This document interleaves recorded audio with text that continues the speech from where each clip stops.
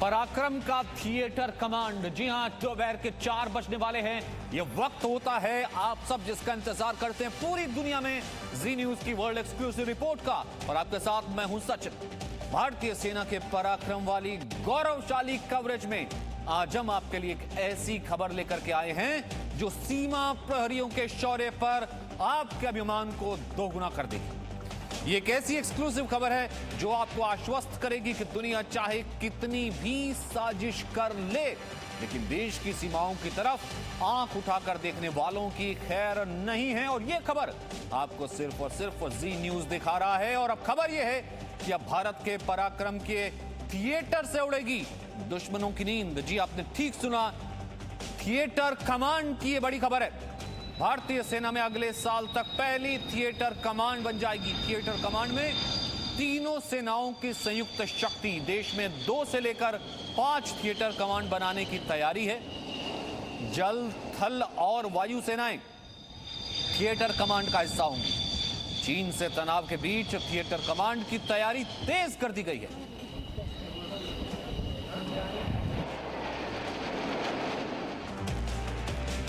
तो चीन के खिलाफ यह अवैध चक्रव्यूह की तैयारी है। भारतीय सेना में अगले साल तक पहली थिएटर कमांड तैयार हो जाएगी और चीन के निर्माण के बीच इस कमांड को बनाने का काम बहुत तेजी से किया जा रहा है। जल, थल और वायु सेनाएं थिएटर कमांड का हिस्सा होंगी। ये देख रहे हैं आप, पराक्रम का थिएटर कमांड। भारतीय सेना में अगले साल तक पहली थिएटर कमांड तैयार हो जाएगी। ये जी न्यूज वर्ल्ड एक्सक्लूसिव इस वक्त, जिसमें थल सेना, वायु सेना और नौसेना तीनों को मिलाकर के थिएटर कमांड तैयार की जाएगी। तो जय हिंद के पराक्रम की होगी पहली थिएटर कमांड और 3 से 5 कमांड तैयार की जानी है। कृष्ण मोहन मिश्रा इस वक्त हमारे साथ मौजूद हैं, जिन्होंने ये जानकारी दी है। कृष्ण मोहन मिश्रा, इस खबर को आम दर्शकों के लिए किस तरीके से आप समझाएंगे और कैसे बताएंगे कि कितना पराक्रमिक, कितना साहसिक ये कदम है और एक थिएटर कमांड एड ऑन होने से कितने ज्यादा, जिसे कहते हैं कि सैन्य मजबूती आती है? सचिन, जब करगिल की लड़ाई हुई थी उस वक्त ये महसूस की गई थी कि तीनों सेनाओं के बीच में बेहतर तालमेल के लिए कोई ना कोई एक बॉडी होनी चाहिए। उस समय चीफ ऑफ डिफेंस स्टाफ यानी सीडीएस के पद की कल्पना की गई थी। 2020 के शुरुआती वक्त में 2020 वो साल गिना जाएगा जब भारतीय सेनाओं को पहला chief of defence staff general Vipin Rawat की शक्ल में मिला।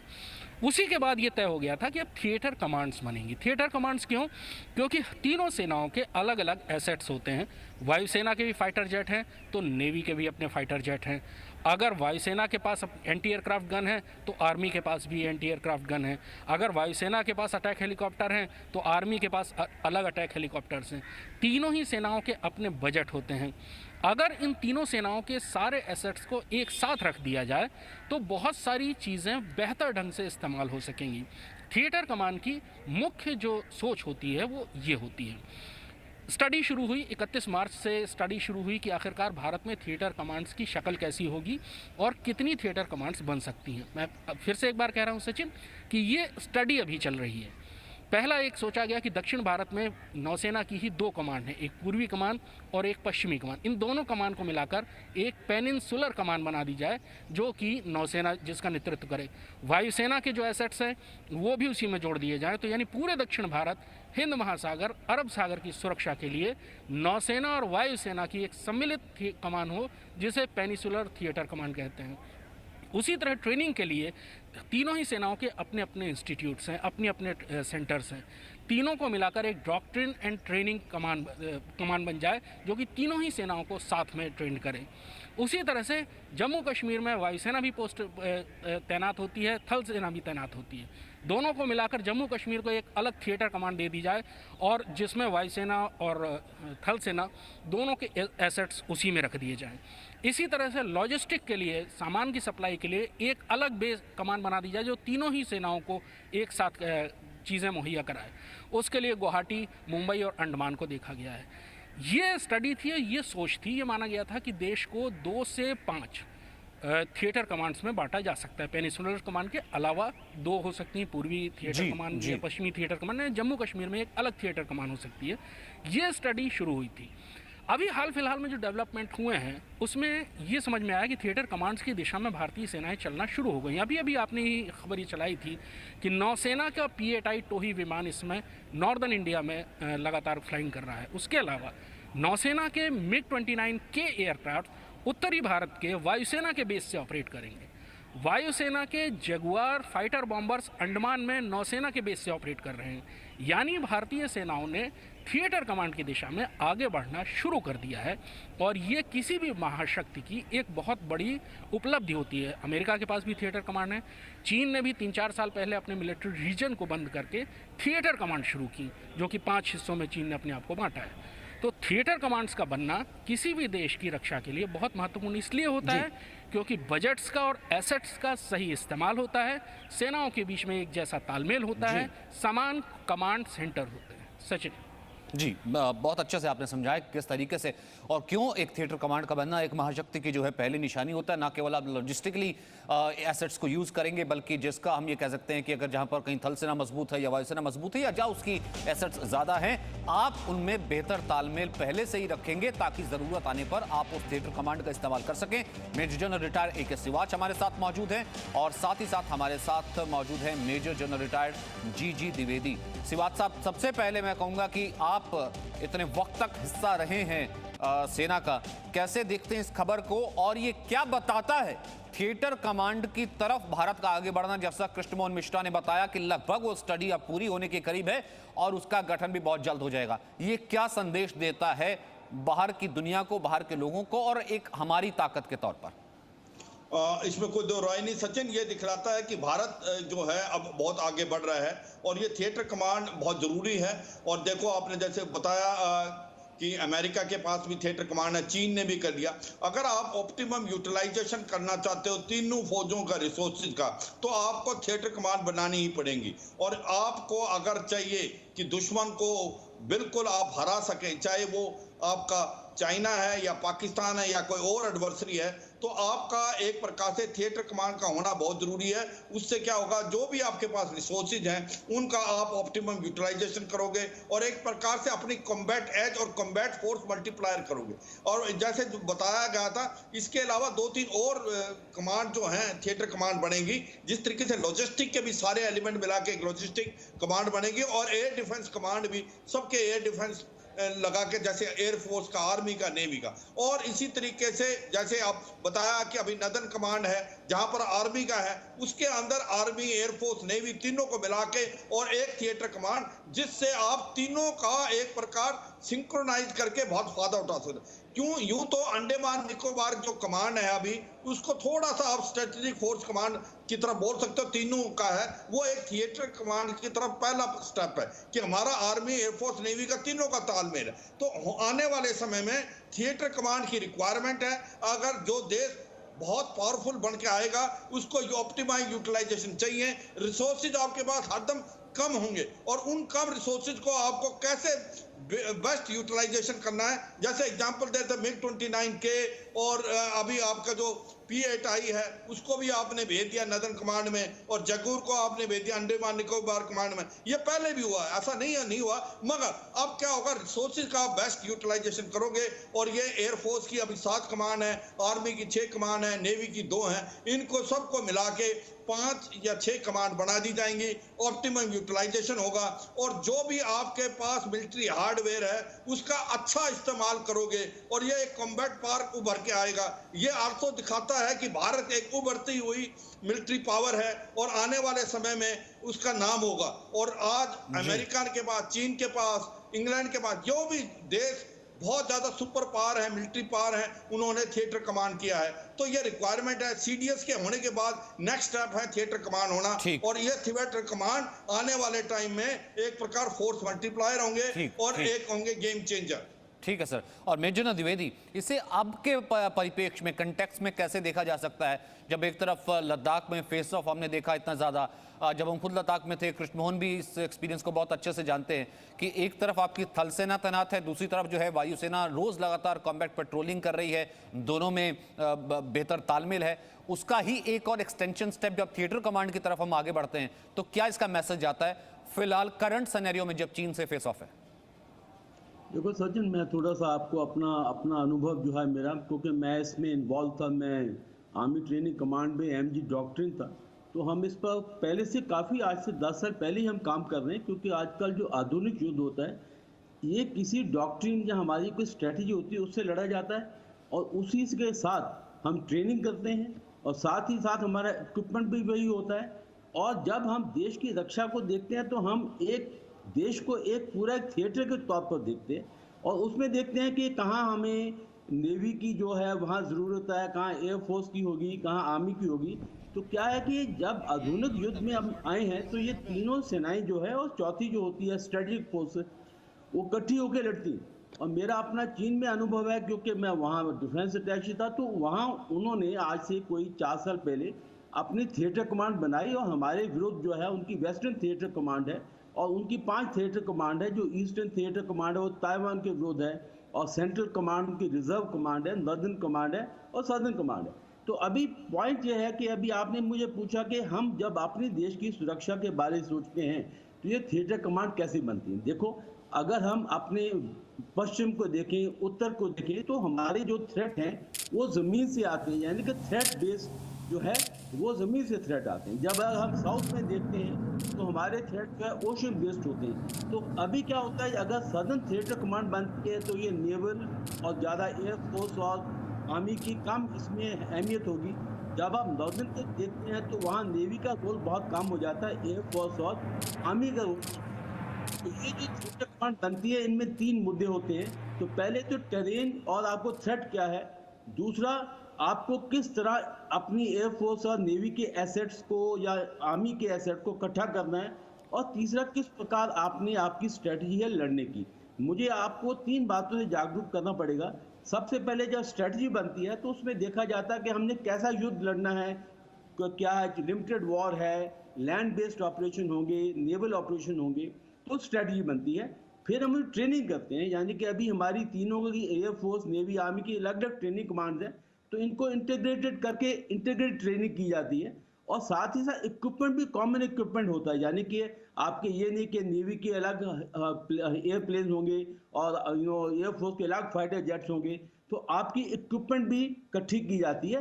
और आखिरी में होता है लॉजिस्टिक, क्योंकि जो फौजें लड़ती है उनके लिए लॉजिस्टिक बहुत इंपॉर्टेंट होता है, तो आप लॉजिस्टिक को भी इंटीग्रेट करते हैं। तो यानी कि इंटीग्रेशन जो है 4 लेवल पर होता है, डॉक्ट्रिन स्ट्रेटजी लेवल पर होता है, इक्विपमेंट लेवल पर होता है, ट्रेनिंग लॉजिस्टिक लेवल पर होता है। तो इन चारों को मिला के फिर कमांड बनती है। हमारे देश में चाहे 5 होगी या 4 होगी, ये आगे डिसाइड किया जाएगा, पर ये जरूरी है कि जी, तो नॉर्दर्न साइड में लैंड बेस्ड और एयरफोर्स बेस्ड ज्यादा थिएटर कमांड होगी, और सदर्न साइड जहाँ के हमारा ओशन क्या कहते हैं कि हमारा ज़्यादा सी बेस्ड थ्रेट्स हैं, तो वहाँ नेवी, एयरफोर्स और आर्मी की कंबाइंड थिएटर कमांड्स होंगी।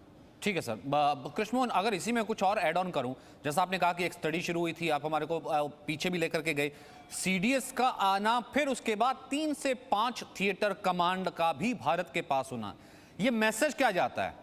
वो भी अगर कुछ, भले वो पाकिस्तान हो या फिर चाइना हो जिनसे हमारा स्टैंड ऑफ चल रहा है, ये मैसेज क्या जाता है उन देशों की तरफ जो देश कोशिश करते हैं कुछ नापाक हरकत करने की? देखिए सचिन, ये भारतीय सेना का ट्रांसफॉर्मेशन है। उससे ही बड़ा ट्रांसफॉर्मेशन जितना अंग्रेज़ों के ज़माने में हुआ था, भारतीय सेना की पूरी शक्ल बदल जाएगी, काम करने का तरीका बदल जाएगा, ऑपरेशन करने के तरीके बदल जाएंगे। तीनों ही सेनाओं के पास अपने अलग अलग एसेट्स हैं। जब वो तीनों ही एसेट्स मिल जाएंगे तो एक तो कम बजट में काफ़ी नई चीज़ें आएंगी, दूसरा ये है कि तीनों ही सेनाएं एक दूसरे के एसेट्स का इस्तेमाल करके ज़्यादा चीज़ें हो जाएंगी। इसको ऐसे समझिए कि 3 लोग हैं, उनके पास अगर 2-2 कोई चीज़ें हैं, लेकिन अगर मिला दिया जाए तो उनके पास 6 चीज़ें हो जाती हैं। तो एसेट्स अपने आप ही बढ़ जाएंगे। उसी हिसाब से बजट का जो इस्तेमाल है वो ज़्यादा अच्छे ढंग से हो पाएगा।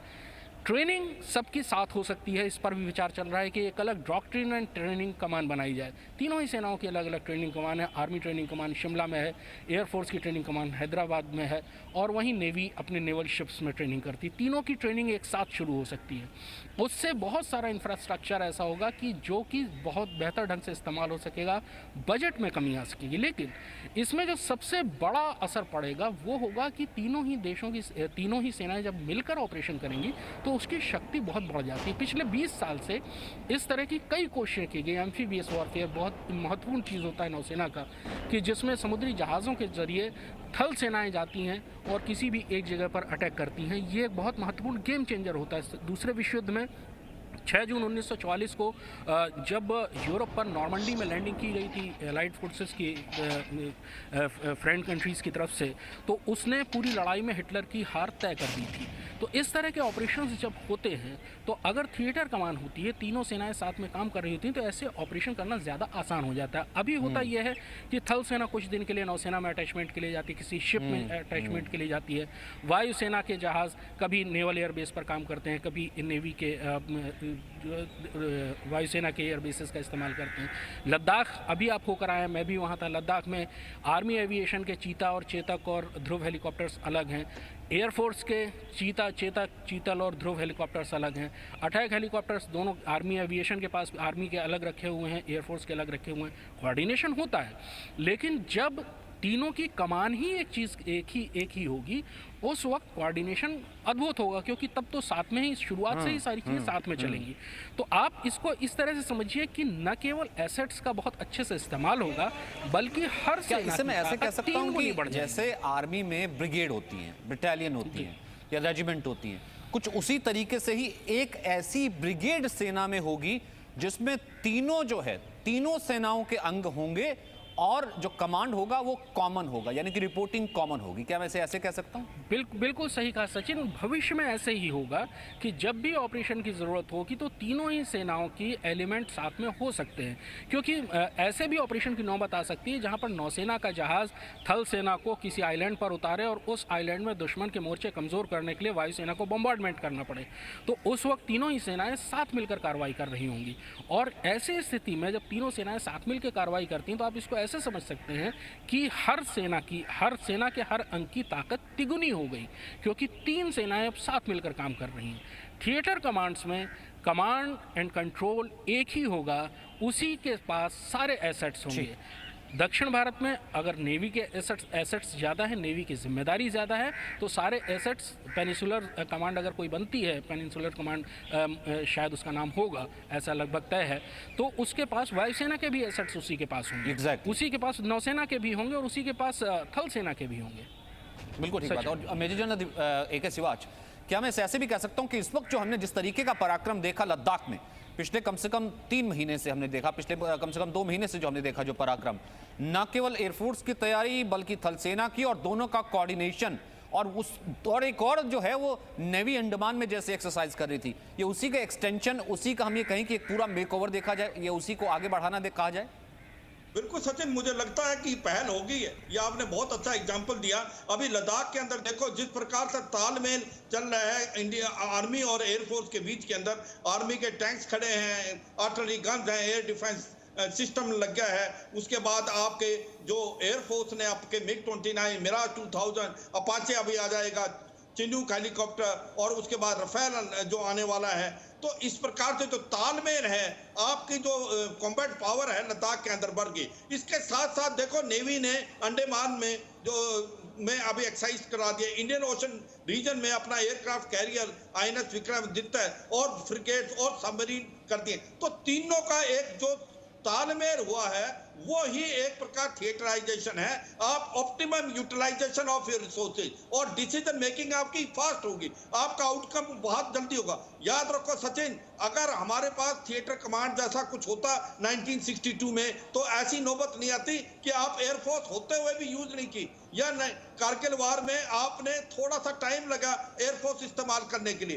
तो अगर आपके पास थिएटर कमांड है, आप अपने ऑप्टिमम यूटिलाइजेशन करोगे रिसोर्सेज, आपकी इन्वेंट्री छोटी होगी। ये नहीं होगा आर्मी अपने हथियार अलग ले लिए, नेवी अलग, एयरफोर्स एक, इन्वेंट्री छोटी होगी, रिसोर्सेज को आप बेस्ट यूटिलाइज करोगे, आपका जो बजट होगा उसका आप इस्तेमाल अच्छी तरीके करोगे, और आपका डिसीजन मेकिंग फास्ट होगा, आपकी कॉम्बैट पोटेंशियल बढ़ जाएगी। तो एक प्रकार से गेम चेंजर है, फोर्स मल्टीप्लायर है, और तीनों को सोच एक होगी। आज की तारीख में भी थोड़ी हिचकिचाहट होती है आर्मी और एयरफोर्स और नेवी के बीच में। जब तक थिएटर कमांड आएगी तब कोई हिचकिचाहट नहीं होगी, उनकी ट्रेनिंग इकट्ठी होगी, उनका लॉजिस्टिक इकट्ठा होगा, उनके जो एयर डिफेंस सिस्टम है उसको भी पूल किया जाएगा। और दो बहुत इंपॉर्टेंट चीजें होने वाली हैं सचिन, साइबर वारफेयर जिसके लिए एक अलग कमांड बनेगी आने वाले टाइम में, और स्पेस वारफेयर वो भी एक बहुत आने वाले टाइम में बहुत बड़े पहलू हैं मॉडर्न वार के, वो भी किया जाएगा। तो ओवरऑल एक थिएटर कमांड भारत के लिए बहुत जरूरी है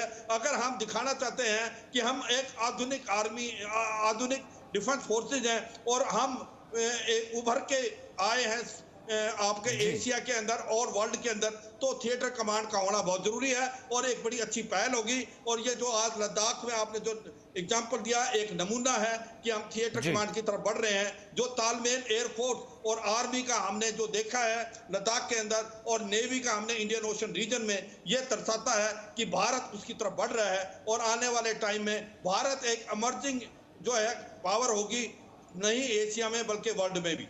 ठीक है मेजर द्विवेदी, इसे और अगर एक्सटेंड किया जाए, क्योंकि चाइना कहीं ना कहीं हमने पूरे लद्दाख इंसिडेंट में देखा है साइकोलॉजिकल वॉरफेयर करना, लगातार अपने वीडियोस कैमरा एक्शन दिखाना, लेकिन हमने एक्चुअल तरीके से ना केवल तैनाती की है बल्कि हमने वो करके भी दिखाया है। अब यहां से एक थिएटर कमांड का आ जाना, कितना ये मैसेज साइकोलॉजिकली चाइना के लिए जाता है? देखो सचिन, ये भी एक ट्रांसफॉर्मेशन हो रही है। हम दो इस्तेमाल करते हैं शब्दों को, एक होती है मॉडर्नाइजेशन और एक होती है ट्रांसफॉर्मेशन। ट्रांसफॉर्मेशन होती है जब क्या पूरा अपनी फोर्सेस का ढांचा बदलते हैं, तो इसमें ये ढांचा बदला जाएगा क्योंकि थिएटर कमांड में जो सबसे ज़रूरी चीज़ होती है कि जो पूरे एसेट्स है एक कमांडर के नीचे होते हैं, तो उसको बाएं दाएं नहीं देखना पड़ता है। क्योंकि अगर थिएटर कमांड नहीं होती तो आप कहीं से एयरफोर्स के एसेट मांगते हैं, कहीं से नेवी के एसेट मांगते हैं। तो अभी क्या है कि जैसे ही आपका एबनिशो जो बोलते हैं, सबसे पहले ही आपकी पूरी तैयारी इकट्ठी होती है और थिएटर कमांड में जो एक उनकी स्ट्रेटजी होती है, जिस स्ट्रेटजी सारे लड़ते हैं, क्योंकि वो एक डॉक्ट्रिन होती है और वही एक इक्विपमेंट भी एक ही होता है और लॉजिस्टिक भी इकट्ठे होते हैं। अभी आप देखोगे कि जैसे लद्दाख की एग्जाम्पल ली, हमारे विरुद्ध चीन की वेस्टर्न थिएटर कमांड है। अभी उनके जो कमांडर हैं वो चाओ जुंगशी हैं और उनके नीचे एयरफोर्स भी है, उनके नीचे आर्मी भी है, उनके नीचे जो तिब्बत की थिएटर डिस्ट्रिक्ट है या शिनचियांग की है और 2 कोर्स भी उनके नीचे हैं। तो यानी कि वो पूरी जो उनके एसेट्स हैं एक कमांडर के नीचे आते हैं। उनके नीचे उनके सलाहकार होते हैं जो नेवी के एयरफोर्स के होते हैं, वो उनको सलाहकारी देते हैं। तो मतलब यह है कि आपकी सबसे पहले मैंने कृष्णमोहन से कहा ना, कृष्ण ने कहा कि लगभग कुछ वैसा ही होने वाला है कि जैसे कि एक रेजिमेंट हुई जिसमें तीनों अगर सेनाओं के अंग हैं, आपने कहा कि एक कमांडिंग ऑफिसर भी हो गया। और ये अगर मैं आप सबका अगर मैं क्रक्स देखूं, समाप्त करना चाहूं, ये एक बहुत बड़ा ट्रांसफॉर्मेशन है। ये ट्रांसफॉर्मेशन है भारत की उस महाशक्ति के लिए। Presenting B News app available on Google Play and App Store. Download it now.